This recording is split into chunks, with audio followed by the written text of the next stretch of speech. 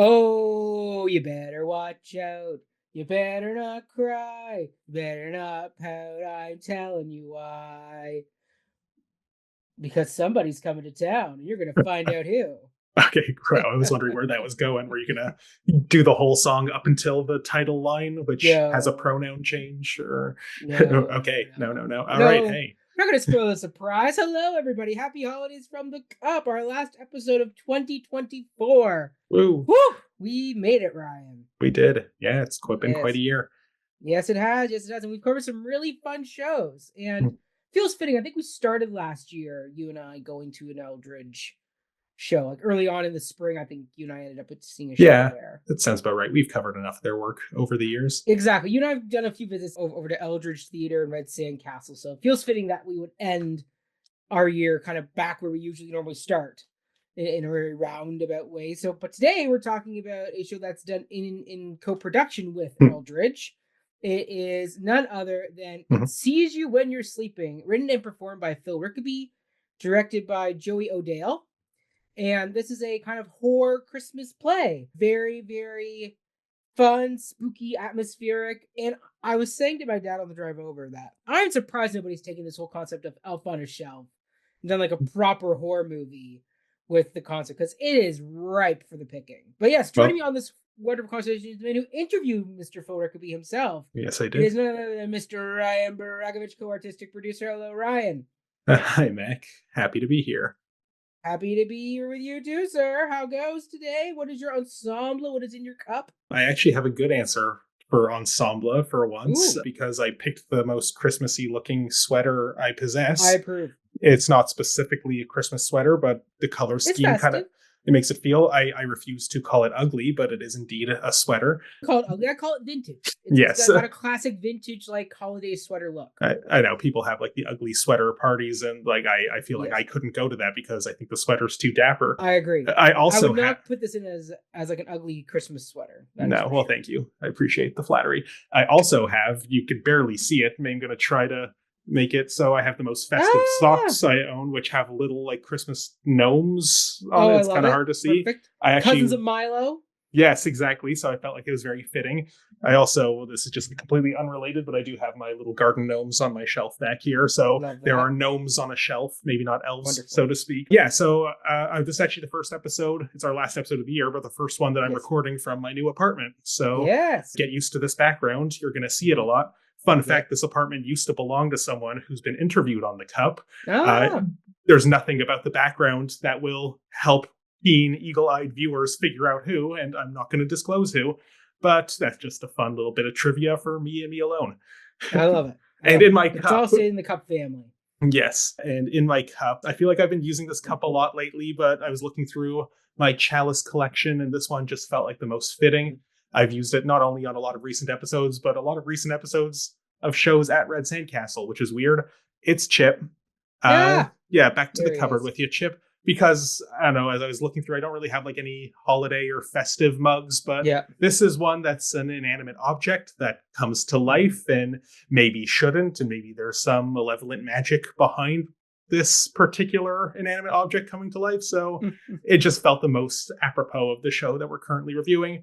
And Yeah. I just rushed back here from our viewing of the show on opening night. Yes. So I just filled it with water because there was no time to do anything more exciting. No eggnog, no hot cocoa. Ugh. Just stay Well, hydrated, that's folks. okay. That's okay. How about you, Mac? There's What's in your cup and or ensemble? I have just some lovely crystallite, like I normally do, just to help me keep it on going. And nothing special about the ensemble. This is the shirt I wore to work today. It is a Nice. nice traditional button-up shirt with a simple black and white pattern. Nothing too festive or fancy. It's just a simple It's shirt. corporate casual. Corporate casual. There's a good word for it. But yes, there we go. But Ryan, what do you say we get into this fun, spooky piece? And we'll Okay. start off by, as I normally do, pitching it over to you with Ryan. Give us a plot summary of this piece. Yes, the last non-spoiler summary of the year. That's right. Yeah, this is a tough one. I've been saying that so often lately, but this is a tough one to not spoil because I feel like the elevator pitch for this show contains its greatest spoiler. I'd be very surprised if anybody watching it did not know what the twist was going in. So I don't know whether or not that's reasonable to say. As Well, you it's mentioned, also coming out after the run, so yes, that's true. So hopefully this does get remounted somewhere. It's a pretty easy. It's a solo piece, so that Phil himself could just take anywhere, or if any other actors are interested in it, right. perhaps he would graciously give them the rights to do it themselves. And I think there's a lot of potential for that. But yes, we are getting this review out after the initial run. So I guess we can be a little more flexible, but I'll still try to do the segmentation because we have such a fun idea for our spoiler We do. icon. So it would be a shame to not use it. It Sees You When You're Sleeping is the story of a man who gets an elf on the shelf type doll for his young daughter. Susan is the daughter's name. I don't believe we ever find out the proper name of the man. To the point where when we were leaving the theater, you asked me, "Oh, does Phil have a daughter named Susan?" And I'm like, I don't think so. And I'm like, I don't think that the character is supposed to be Phil Rickaby himself. But in the absence of a separate proper name, who's to say? Yeah, so he is a recently widowed man whose daughter has obviously been going through a lot in the absence of her mother. And the man loves Christmas, and he has a lot of fun traditions with his daughter for how they celebrate the holidays. But this year, she really wants an elf on the shelf, and he's reluctant about it. He doesn't like the premise. He thinks there's some conceptual flaws with the whole idea, but to make his daughter happy, who he loves more than anyone in the world, he agrees. And I'm gonna say, to bring us to the end of the non-spoiler segment here, that some things go awry with this elfin presence that is welcomed into the home. And to say anything more specific would constitute spoilers, even if all of the marketing for this show has already disclosed much of that. You may have heard that I interviewed Phil earlier this summer. Phil Rickaby, hi, how are you doing? I'm great. Thank you, Ryan. Thanks for having me. I recently just did an interview with Phil Rickaby. I also interviewed Phil Rickaby, and then I bumped it up to it definitely after my interview with Phil Rickaby because he... And to go on Phil's note, this had a great poster. That's what caught me first. In your interview with Phil, you talked about posters and the importance of having a good poster. I told Phil Rickaby this when the recent episode that I did interviewing him. So yeah, it's come up once or twice since. I actually recently re-listened to that interview in anticipation of attending this production.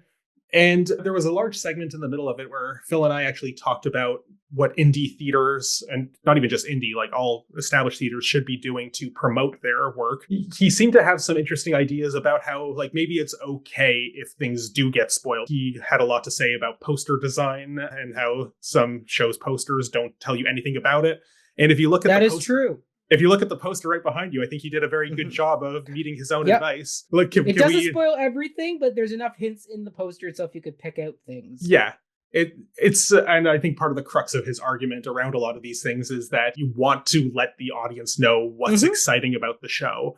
I don't know if I did a good job of that in my attempt at a non-spoiler description of it in that way, but I think the poster does a good job. You see that the elf is over his shoulder. He looks distraught in some way. Yeah. And there's the catchphrase in the back. Yeah, it's just a doll. It's just a doll. He has to tell himself over and over again. And the text also kind of, to me, resembles from The Shining, the all work and no play makes Jack a dull boy, and the repetitious string of the same line over and over. So that perhaps signals the horror element too. And if you tilt your head slightly, I see the subtitle that specifies that it's a horror play for the holiday season. So, it's all there. So we will get into more spoilers in a moment, but I'll just say that if any of that sounds like your jam, you'll probably have a good time with this. Yes. Or hopefully you did have a good time with this. Yes. Afterward. Yes. Anyway, general appraisal. What did you think of it?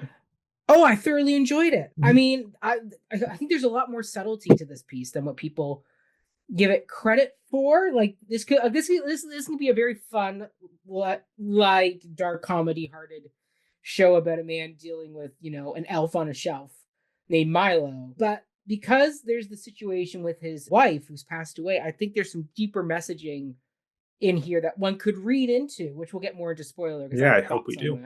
So do I. I have thoughts on it. But in general, I would just say Phil was wonderful. The story, great. I got to give a big shout out to our sound design by Phil as well, because just the way they did the little scuttle, which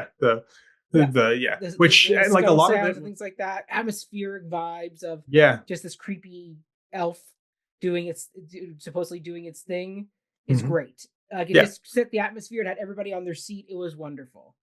And a lot of that sound design felt like it was analog, like created in the room.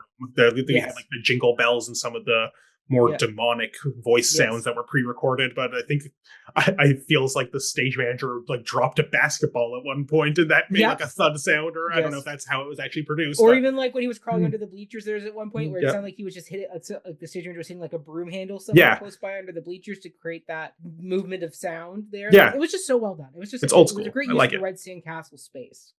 For sure. But no, I thoroughly enjoy it. I had nothing but great things to say. I mean, as I said, this premise is superb, and the fact that Phil got here first, as far as I can tell, nobody else has quite capitalized on the whole horror aspect of Elf on a Shelf.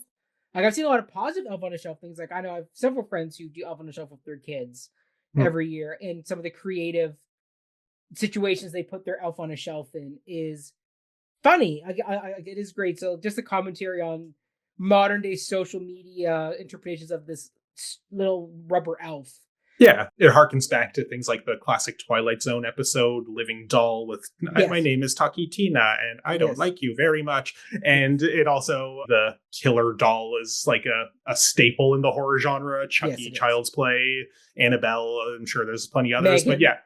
But Megan, which I've not seen, but there you go. It was actually pretty good. So there is a tradition that he's building on here, but the doing it with the Elf on the Shelf feels... One, it's just like what makes it so appropriate as like a holiday play. It really helps bring the comedy element because it's such an absurd kind of funny thing. And we associate Elf on the Shelf so much with comedy. Like he talks a lot in the show about like the Pinterest people sort of one-upping each other with funny like poses and having to riff off of that. But the thing on the internet that I guess is my most frequent exposure to the Elf on the Shelf premise is I'm sure you've probably seen these memes of like, you've heard of Elf on the Shelf? Well, here's, I saw one just earlier this afternoon. It was like Anakin Skywalker in a ramekin. So it's Anakin on a ramekin. And like, I'm sure I could think of like I've seen millions of others. And, you know, it's playing with the fact that, yes, Elf on the Shelf is just so absurd that they just took this thing that rhymes with this other thing and turned it into a phenomenon. So you could do that with any other thing. So there's just like a lot of comedy potential there. To your point about how good job, Phil, for being the first one, as far as we know, to take these two premises and smash them together in this way. Hey, Hollywood producers, if you're making a horror movie, contact this man because he came up with, I think, the secret sauce to how to do this right. Great show. Hope it comes back at some point. This could be a recurring holiday thing, just like how John D. Houston does his Christmas Carol at Red Sandcastle every year. Or who's the one we saw last year with the puppets? It's last year with the puppets. Oh, are you thinking of Ronnie Burkett? Ronnie Burkett, yes. Yeah, 2 years ago now. Time is strange. Is that 2 years ago now? Oh my goodness. He's had a more recent show since then. That is true, he has. But yes, but he has that wonderful Christmas Carol show as well. Yeah, Little Dickens. Yes, Little Dickens. So let's add this into the pantheon of fun. One person, one artist, Christmas puppet adjacent Christmas specials. Yeah, sounds good. All right, I think we've circled around the non-spoiler long enough. Is there anything else you'd like to say before we dive in? No, I am good to, reveal our spoiler lockbox. Yeah, we have a spoiler lockbox. Yes. And who knows, maybe Milo's trying to escape the lockbox. Uh-oh. What's Milo doing in the lockbox? Yeah. Exactly. Spoilers from here on out, folks. If you are going to see a future iteration of this show and don't want to be spoiled, stop watching now. We've been very good, but now we're going to get a little naughty. That we are. So let's dive in first. Ryan, where do you want to start with this? So Milo, unfortunately, we only have one performer. So I mean, well, we can keep singing Phil's praises. Phil's great. A certain element of the story, or Phil is a great performer. Production that you want to highlight? Yeah, so Phil's obviously a great performer, charming, affable guy. I feel very like everyman. Yeah, he's like sort of perfect. He like plays the dad persona well, but also like the genuine fear that he is experiencing in this situation. Like, I have no notes for Phil's performance here. I will say, I guess, just to kick off spoiler zone, because I was so diligent about not spoiling this earlier. Hey, Milo's evil. The Elf on the Shelf is possessed by malevolent force. You probably inferred that from everything we said so far, but now we can talk about it. Like, this is where I find it's an interesting thing, because the way I read let's get into it. Once again, I could be totally misreading, and Phil could just be like, no, it's a evil, malevolent Chucky spirit in this doll.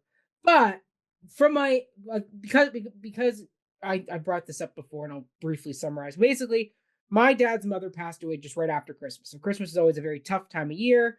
And his dad, going forward after his mom's death, would always go out of their way to make Christmas as special as possible to compensate for the fact that that time of year would be particularly hard for the family. So what I kept thinking, because they said the mother died, is this whole concept of this elf almost like grief manifesting, that because only Phil's character seems to see the elf doing this stuff. Like Susan doesn't quite. Susan has encounters with the sentience of the elf in her own way, but he brings up the fact that the daughter uses several different stuffed creatures, like the bear. Like the bear was like she used the bear to express that she was mad. Her mom not being there to make a cake for her. So it's just now it's all of a sudden become Milo. That is the way she's interpreting her anger and grief at the situation of not having her mom here for Christmas. So I'm wondering, is this something where Phil's character is interpreting his own grief, and the way he's doing that is by going through the situation, dealing with his grief, fighting his grief, and Milo represents that internal fight of grief that you go through when you've lost a partner. Yeah. And so he's constantly battling this demon of grief that is haunting him as he's trying to make Christmas special for his daughter. I don't know. Like, once again, this is a totally different reading. No, can we unpack this? Because I think this is interesting. I like that interpretation a lot. And actually, I'd be lying if it said it did occur to me. Yeah. Part of why I think it doesn't occur to me, and I'm not saying it's wrong or you're wrong for thinking this, because I find this compelling as you're laying it out here. But to me, I think if that was the case, I would want more. Doesn't have to spoon feed or kind of really like say that this is what the case is, but I'd want more legible hints that is what it's going. Yeah. And especially when we get to the ending, which to me, I find the ending, if I have like a kind of small gripe with this piece, I think the ending kind of, it feels sort of abrupt. It's almost like we get to the title line and then it's like our CinemaSins roll credits. Like, okay, we said the thing you're here for. We made the joke that you'd already heard by virtue of the fact that it's the title of the show. But I would have liked to see, if it is a version of what you're describing, I would have maybe liked to see something at the ending, not necessarily presenting a moral of that in that realm, but like to my recollection of the show we literally just saw. So I hope my recollection is good, but correct me if I'm misremembering something. There isn't even like a direct acknowledgement of grief in the final 5 minutes. Not directly in that way, but once again, there's hints throughout. Like he brings up the fact the wife died. Yeah. And so, in the fact that it's been hard on the daughter because she in the last 5 minutes. Not in the last 5 minutes. Yeah, that's what I'm saying. Like when we finally like in the last 5 minutes, it's really focused on him hunting this that's demonic elf. Well, and again, like by that point, because he set up all these traps to catch this elf, and then he does catch it, and he has the elf lily on the table, ready to like massacre it. Yeah. So to me, like I think the last 5 minutes would kind of have to be important.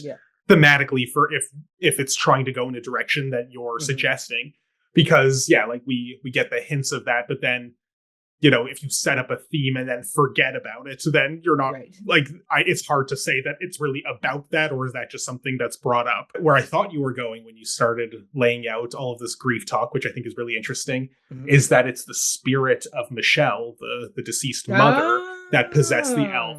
I think if that was the case, we would definitely need a lot more direct acknowledgement that that's the case. But I also find that idea compelling because Milo, which also starts with an M, has a very fraught relationship with Phil's character, but a sort of loving, almost parental relationship to Susan in a way that it like shows up in her room, whispers in her ear. They spend all this time together.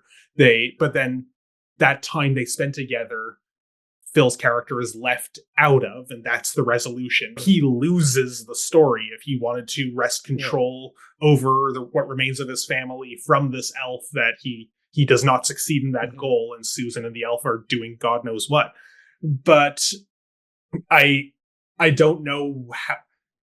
I feel like there's a lot of rewrites to this that I would love, not because it's bad by any means how it is, but I'm just like, it's a good choice, better choice. Like, could it have been more interesting if it was this? And one possible direction that could take is if this is the spirit of Michelle inhabiting this elf, I would like some sort of revelation about a backstory element between Phil's character and Michelle, where maybe he wasn't as great a husband as the version he's telling would have us believe, and maybe he was secretly abusive, but because he's like telling the story, we don't get that view at all. So then her coming back and keeping him away from Susan, because that's how the plot resolves, is actually like protecting Susan from him. Like that would that'd be a great twist too. Like, and especially like with the Shining lines that we have in the poster there, that almost feels like very fitting to how like what kind of story we're going here. Like, and I don't know, like I'm not trying to say like, oh, I wish it was this instead of that. And I think I still have a pretty interesting thought about what I see as like themes that actually exist a lot more directly in there. I don't want to like get too far away from the grief that you're talking here. Do you have any other thoughts about that before I take us in a completely different direction? No. That's just the one element of the show where I was like, once again, because I have not that I ever experienced it personally, but just that concept of what my dad went through as a child in the back of his head and what his dad was experiencing during the holidays going forward, you know, like that was just something that the minute he brought that up, I went, interesting. There's something here. And then of course you have that great line from WandaVision, you know, like what is grief if not love? I think it's persevering or persisting, which is like just that great manifestation of, you know, this undying love he has for Susan and trying to do the best for her, but in the process he's dealing with his own demons during the holiday season that are manifesting in a demonic elf. Well, to me, like I think the grief is obviously very present in this. Yes.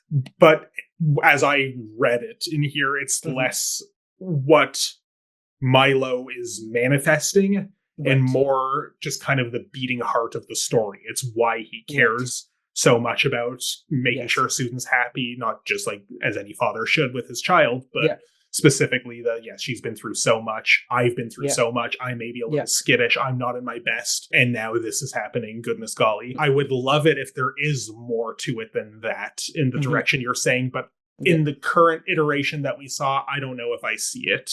And that's perhaps unfortunate because I think there's a lot you could mine there. Yes. Yeah, so anyway, what are your more spoilery thoughts? Yeah, well, since we're already kind of in deep, rich theme town, another one I really want to talk about, because I think this, to me, feels like a more accessible prism through which we can kind of understand what this piece is about.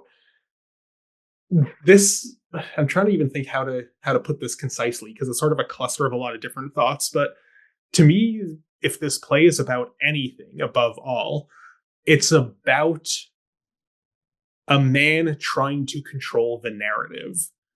Right. And that is something that comes up multiple times that I think actually does pay off thematically from beginning to end, more so than I would say the grief thing does. Because he mentions it as early on from the beginning that he loves that they have this Christmas tradition, him and Susan, where she asks him questions about Santa Claus and he just makes stuff up and she loves it and she draws pictures about it and that's their special thing. Nobody else has that. It's just them. He likes that they have a story that nobody else is a part of. The thing that he instantly, before he knows that Milo's evil, but even before he welcomes Milo into the home, the thing that he recoils from with the idea of an elf on the shelf is this is someone else's narrative. Somebody came up with this thing that you just have to oblige their Christmas traditions when we already have our own. We should have our own. That's what makes us and our family special. To welcome this other story into our home cheapens ours or even replaces ours, and then we don't have control over how we, in our own little family unit, celebrate the holidays and how we express our love for each other at this time of year and at this particularly difficult year. And then, like, I think this kind of picks up again with the Pinterest stuff, that if you want to do Elf on the Shelf properly, you have to plagiarize other people's ideas, essentially, that it's welcoming these other narratives into the home, and that's what makes Susan happy. She's no longer asking Phil's character the questions about Santa Claus. She just smiles and gets happy whenever he rips off someone else's story. Why I say I think this pays off is because the resolution we do get, while I'm not entirely sure what to make of it, it does end in a place where he is left out of whatever story is happening. That this invasive species story, the Elf on the Shelf or whatever malevolent force, is animating Milo, Right. has taken his daughter away from him. They still Yeah. cohabit in the space, but they don't communicate anymore, that he is Right. completely left out. And that is the thing that terrifies him, that destroys him. And I think this also ties interestingly with the form of the piece, because this is a solo show. And when we started off, I kind of was like looking at the early sort of segments here where it's all very, it's entirely diegetic. It's narrated to us. Like there's plenty of solo shows. We've seen plenty of solo shows where the one actor will play all of the different characters and do their voices and bounce off each other. Or one of the solo shows that we reviewed during Fringe, Crosstown by Anand Rajaram, there is no narration in that whatsoever. It's just entirely dialogue between characters that just one very talented performer does all the voices of. And I guess Ronnie Burkett's show with puppets, but is essentially the same idea. So this is a complete 180 from that, where he's just telling us the story. And in the early segments of the show, I was kind of like, I think I would have liked more, let's live in the present tense a little more. What does Susan sound like? You could just play Susan for a bit, Phil. And I would almost even entertain the idea of, does this have to be a solo show? Couldn't he just reenact a lot of these present tense scenes with a young girl actor and whoever else would be necessary? There aren't a lot of characters in this, so you probably don't need much more than that. But then when I think about this theme of his desire to control the narrative, I think the fact that he's telling us this story becomes interesting. That this show that kind of builds to the, I've told you my story, now don't make the same mistake as me, don't buy an elf on the shelf, it will ruin your life. It's I'm trying to get my teeth into what I think, not even necessarily what it's trying to say, but what we can glean from this collision of form and content in this way. Because I almost would have also loved if he lost control of the story he's telling. He's lost control of his life, but he's still firmly in the narratological driver's seat of how we receive this story. And while I think the ending is funny in a lot of ways, I think this seems too prominent in it to not be something that he was thinking about. Similar to the grief. I don't know. Sorry, I've gone on all kinds of crazy directions with this. Try to unpack my thought process with how this theme manifests throughout the piece. Do anything I say provoke thoughts for you that you want to riff off of? Well, I mean, once again, I think we're both getting into a deeper thing of, this is a man, whether he's dealing with grief or just dealing with the loss of control over kind of a Clark Griswold loss of control over your holiday tradition. It's one of those things where I just think this is a really great representation of how the holidays are a very stressful time of year, and invasions of outside forces can really mess with that very special equilibrium that we look forward to every holiday season. Like, I know every holiday season, my mom and sisters will have a baking day. We're going to watch Die Hard as a family. My sister's going to fall asleep on the couch. We're going to watch Christmas Vacation while decorating the tree, their rhythms to this thing, like last year was the first year where we did Christmas dinner on Christmas Eve because my sister is now engaged. And so she spends Christmas morning with us, and then Christmas Day in the evening she goes over to her in-laws house because they do a big Christmas dinner, but we're big on Christmas morning, so that's kind of how they bounce. So but that change of traditions, though, we weren't saying we were seeing demonic possessed elves on a shelf, it's just there's that different aura when you're starting something new or something different is being introduced into the bloodstream. It's like, oh, okay, so because this year now we're once again doing Christmas dinner on Christmas Eve, and that's now kind of becoming the new norm going forward, or at least for the foreseeable future. That's what it will be. But that's one of those things where, I think you're hitting the nail on the head that this is really an interesting story just about how life is very hard during the holidays, whether you're dealing with a possessive demonic elf, you're dealing with grief, or I even like how you got in the whole concept of Milo being really the ghost of Michelle as the elf. I think that's a fascinating element too that you perhaps. I don't know if there's enough evidence in the text as it currently stands to give credence to that theory. I don't know if there's a ton of evidence for it, but I love your idea that, once again, very new interpretation. I like the fact the show is so versatile. Yeah. That we can play around a bit. And I think you have found the synthesis of all of these ideas we're talking about, this disruption of rhythm, the loss of tradition. And that's the grief itself is this great disruptor. The nothing will ever be the same after this, and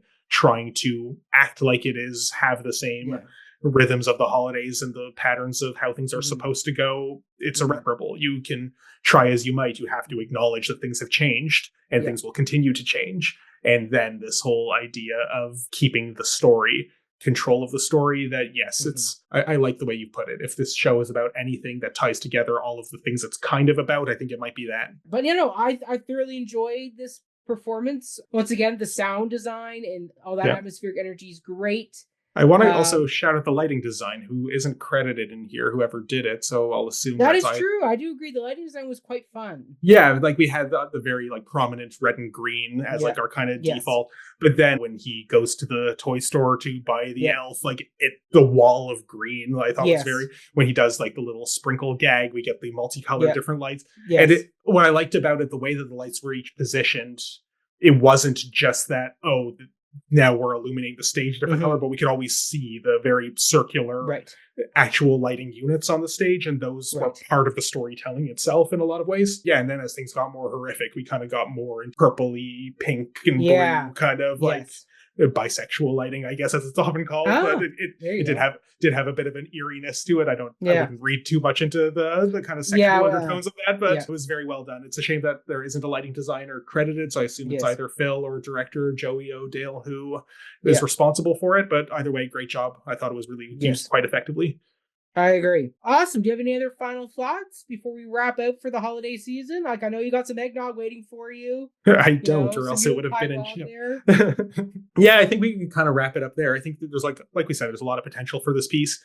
Yeah. I think it is a fun time. It's certainly, as you said, an excellent premise that I encourage movie producers to snap up because it is really well done. I think I would like to see certain rewrites to maybe just refine some of these ideas, but I'm also happy to kind of just live in the ambiguity, and it certainly gives a lot to talk about. Part of why I maybe want more refinement in these ideas is because you said something about this near the very beginning, but this feels like a play that's easy to just write off of, like, oh yeah, it's a funny killer doll story, but Elf on the Shelf, haha. And I worry that a lot of the discussion could just end there. That, it was fun. And then people just sort of gets over their heads and they stop thinking about it. When I do think there is a lot under the hood, and I'm glad we've taken the time to unpack what some of that is, but maybe another draft of the script that really honed in on which of these ideas are the most important, how setups can be paid off to bring these revelations to a boil, would really send people home responding to the ambiguity with like oh wait, but what about this, as opposed to haha, that was funny, I was so scared, which I worry might be the beginning and end of a lot of the discourse that this play provokes. And that's unfortunate. No, we encourage deeper discord. As we do. Yes, that is the way of the Cup. We at the Cup always encourage strong discord, strong exploration. We never settle for just the basic premise. We're like, there's something more here. Give us more. Yep, it's what we're here for. Phil, folks. you left a lot of great cookies on the proverbial holiday platter for us to pick from. So well done, Phil. Yeah, great job. And Joey as well. There we go. All right, Ryan, what do we say we throw this lockbox into the into the sea? into the sea, and then we will. Hope it doesn't come back later. I was about to say, let's hope it doesn't come back later to haunt us. While that box sinks to the bottom of the ocean, where can people find and follow you? No need to find and follow me, as always, but if you like me and my theater thoughts, you have more than 200 episodes worth of theater thoughts of mine that exist here on The Cup. That's at COH Theater on Facebook, Twitter, and Instagram. Cup of Hemlock Theater on YouTube, where you might be watching this. Cup of Hemlock Theater podcast, and all the podcast places where you might be listening to this. Ho, ho, ho, happy holidays. Now I have a machine gun. How about you, Mack? Where can people find and follow you? My favorite Christmas movie. Not a Christmas movie, but go on. It is a Christmas movie, right? It is a movie that's set at Christmas. You're allowed to watch it at Christmas, but I don't think that makes it a Christmas movie. Full-on Christmas movie. The fact that the leading lady's name is Holly. There's other movies with ladies named Holly in it. Does that make those Christmas movies? No, but you. So that's a false criteria that you are. Okay, no, it isn't. It adds on to the whole holiday argument. Anyway, that will be a fun Cup editorial we will do at some point. That has nothing to do with theater, but go on. Ryan, I'm going to use my editorial veto power to say that's not a worthwhile topic for an editorial. I disagree. We can keep this conversation going on, but it doesn't. But let's sign off here because I know our listeners have some Yuletide fun to get to. Yeah, you got some gifts to wrap. Right, I do have gifts to wrap actually. There you go. But there we go. Follow me at Mackenzie on all social media platforms. Follow my other theatrical antics over on Before the Downbeat, a musical podcast where we talk all about musicals. Ryan joins us this season for an episode where he and I travel all the way over to the old Roman Forum. We go to the Roman Forum, and the Greeks are next week. Yeah, nothing that's grim, nothing that's Greek. She plays Medea later this week. There you go. There we go. Wonderful. All right, everybody. Thank you so much. Have a safe and happy holidays, and we will see you all in 2025. Yay. Cheers. Happy holidays. Happy holidays.